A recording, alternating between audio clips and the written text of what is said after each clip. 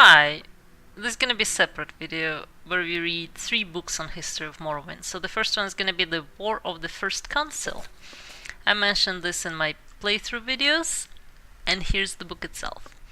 This account by the Imperial scholar Agrippa Fandilius is based on various Imperial and Dunmer sources and written for Western readers. The War of the First Council was a First-Age religious conflict between the secular Dunmer houses Dwemer and Dagoth and the Orthodox Dunmer houses Indiril, Redoran, Dres, Hlaalu and Tilvani. The First Council was the first pan-Dunmer governing body, which collapsed over disputes about sorceries and enchantments practiced by the Dwemer and declared profane by the other houses. The secular houses, less numerous, but politically and magically more advanced, and aided by Nord and Orc clans drawn by promise of land and booty, initially campaigned with great success in the north of Morrowind, and occupied much of the land now comprising Redoran, Vvardenfell and Tilvani district. The Orthodox houses, widely dispersed and poorly organized, suffered great defeat after defeat until Nerevar was made general of all house troops and levies. Nerevar secured the aid of nomad barbarian tribesmen and contrived to force a major battle at the secular stronghold of Red Mountain on Vvardenfell. The secular forces were outmaneuvered and defeated with the help of Ashlander scouts, and the survivors forced to take refuge in the Dwemer stronghold at Red Mountain. After a brief siege, treason permitted Nerevar and his troops to enter the stronghold, where the secular leaders were slain and Nerevar mortally wounded. General slaughter followed, and houses Dwemer and Dagoth were exterminated. Nerevar died shortly thereafter of his wounds. 3 of Nerevar's associates among the Orthodox houses, Vivek, Almalexia and Sotasil, succeeded to control of the recreated First Council,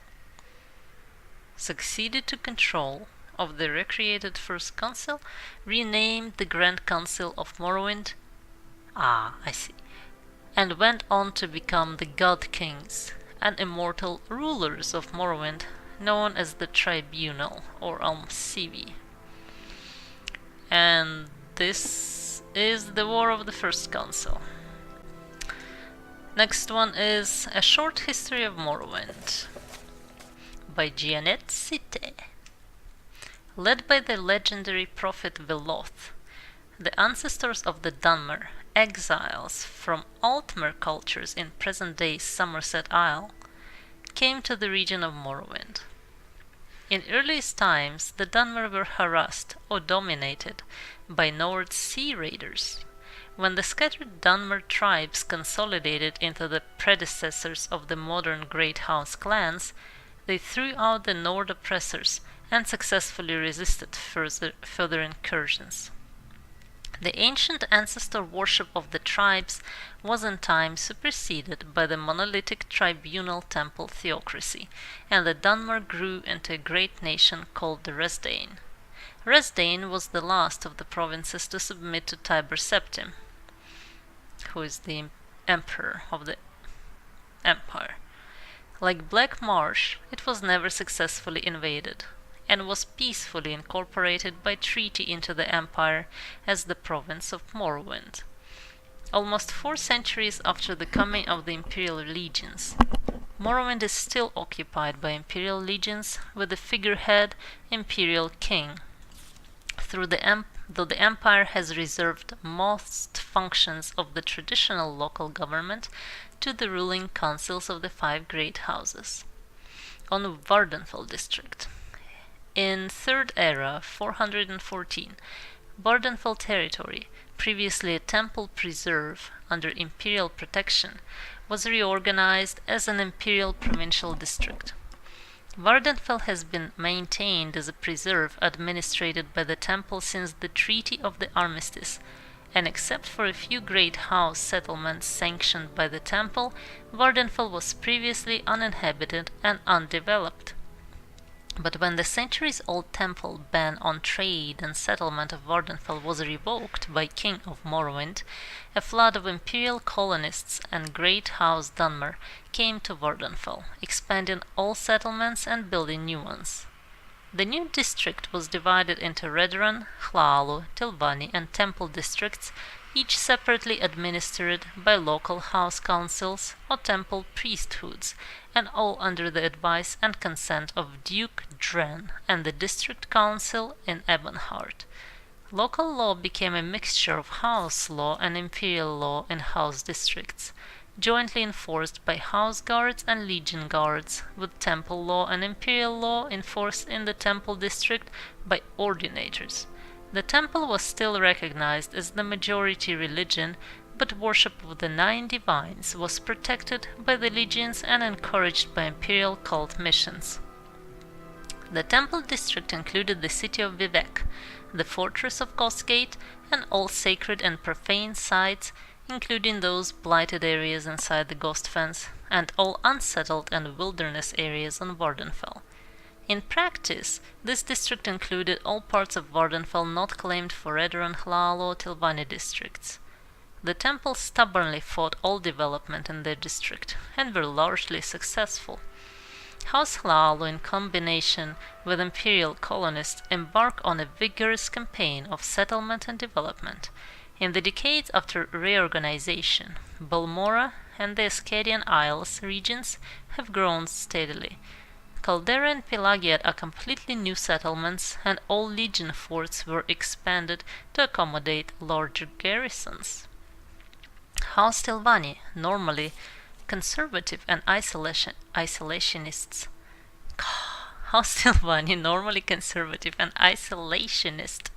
has been surprisingly aggressive and expanding beyond their traditional tower villages. Disregarding the protests of the other houses, the temple, the duke, and the district council, Tilvani pioneers have been encroaching on the wild lands reserved to the temple. The Tilvani council officially disavows responsibility for these rogue Tilvani settlements, but it is an open secret that they are encouraged and supported by ambitious Tilvani mage lords. Under pressure from the temple, conservative House Redoran has steadfastly resisted expansion in their district. As a result, House Redoran and the temple are in danger of being politically and economically marginalized by the more aggressive and expansionist Hlaalu and Tilvani interests. The Imperial administration faces many challenges in the Vvardenfell district, but the most serious are the Great House rivalries, animosity from the Ashlander nomads, internal conflicts within the temple itself, and the Red Mountain Blight. Struggles between Great House, temple, and imperial interests to control Vvardenfell's resource could at any time erupt into full-scale war. Ashlanders raid settlements, plunder caravans, and kill foreigners on their wildlands. The temple has unsuccessfully attempted to silence criticism and calls for reform within its ranks. But most serious are the plagues and diseased hosts produced by the blight storms sweeping out from Red Mountain. Vvardenfell and all Morrowind have long been menaced by the legendary evils of Daggoth Ur and his ash vampire kin dwelling beneath Red Mountain. For centuries, the temple has contained this great threat within the Ghost Fence. But recently the temple's resources and will have faltered, and the threat from Red Mountain has grown in scale and intensity. If the Ghost Fence should fail, and hosts of blighted monsters were to spill out across Vvardenfell's towns and villages, the Empire might have no choice but to evacuate Vvardenfell district and abandon it to disease and corruption.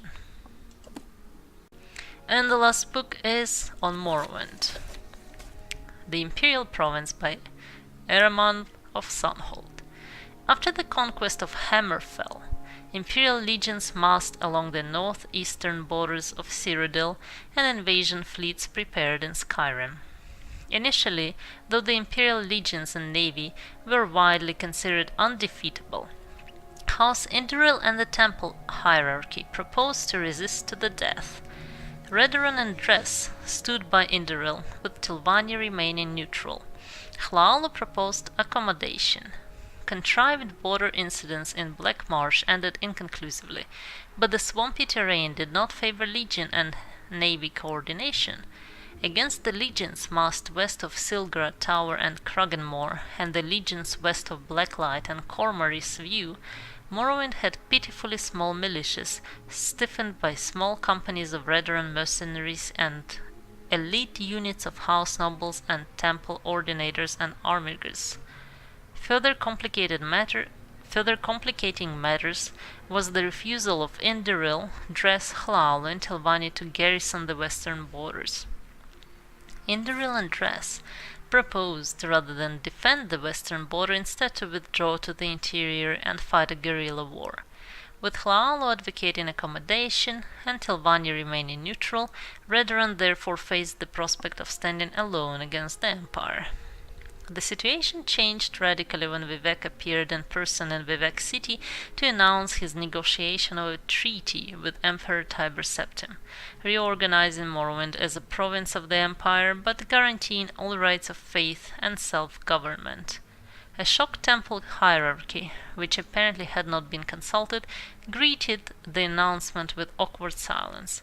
Induril swore they would resist to the death, with the loyal support of Dress, while Redoran, grateful for a graceful excuse to avoid facing the legions unsupported, joined with Hlaalu in welcoming the agreement. Tilvani, seeing which way the wind blew, joined with Hlaalu and Redoran in supporting the treaty.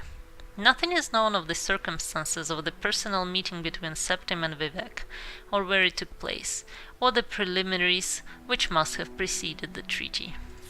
The public reason was to protect the identities of the agents involved. In the West, speculation has centered around the role of Zurin Arctus in brokering the agreement. In the East, rumors suggest that Vivek offered a new medium to aid in the conquest of the Altmer and Somerset Isle in return for significant concessions to preserve self-rule, house traditions and religious practices in Morrowind. The Lord High Chancellor of the Grand Council, Induril, refused to accept the treaty and refused to step down. He was assassinated and replaced by Hlaalu. House Hlaalu took the opportunity to settle some old scores with House Induril, and a number of local councils changed hands in bloody coups. More blood was shed in these inter-house struggles than against the Imperial legions during Morrowind's transition from an independent nation to a province of the Empire. The generals of the Legion had dreaded an invasion of Morrowind. The Dunmer were widely regarded as the most dreadful and fanatic foes, further inspired by their temple and clan traditions.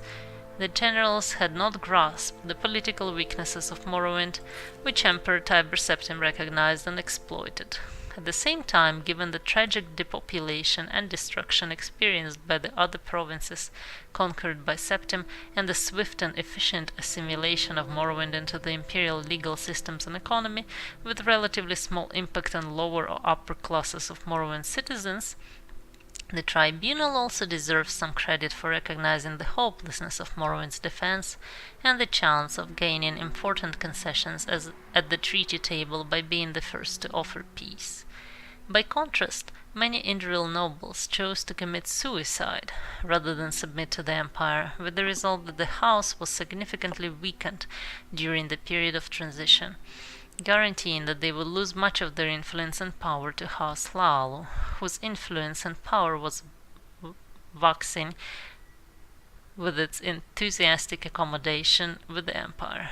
The temple hierarchy more skillfully managed their loss of faith, remaining aloof from political struggles and earning the goodwill of the people by concentrating on their economic, educational, and spiritual welfare.